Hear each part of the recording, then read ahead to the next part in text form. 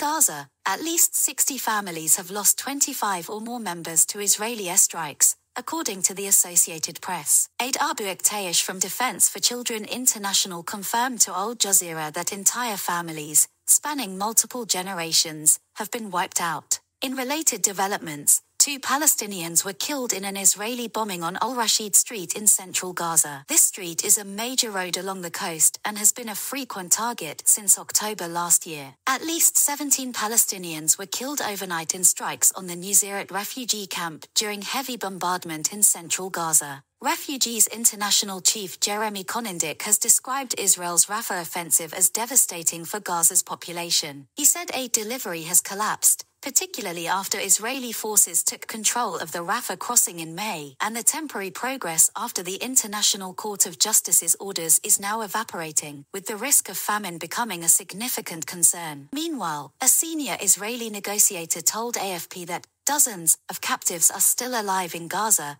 primarily held by Hamas. The negotiator stressed the urgency of securing a deal to prevent their deaths and indicated that Israel cannot end its assault on Gaza without resolving the hostage situation. In Israel, mass protests erupted outside Prime Minister Benjamin Netanyahu's residence in Jerusalem, resulting in at least 8 arrests and 3 injuries. Tens of thousands called for new elections, a ceasefire in Gaza, and a captive release deal. These protests are part of a week of resistance organized by anti-government groups, following the resignations of opposition politicians Benny Gantz and Gadi Eisenkot from the war cabinet. Opposition leader Yair Lapid has expressed optimism about uniting opposition forces to remove Netanyahu from power. Following Gantz and Eisenkot's resignations, Lapid believes the opposition can work together to overthrow the government. Meanwhile, Benny Gantz met with U.S. Presidential Special Envoy Amos Hochstein to discuss an internationally mediated arrangement between Israel and Hezbollah. Hochstein is holding meetings with senior Israeli officials, including PM Netanyahu and President Herzog, to de-escalate tensions with Hezbollah.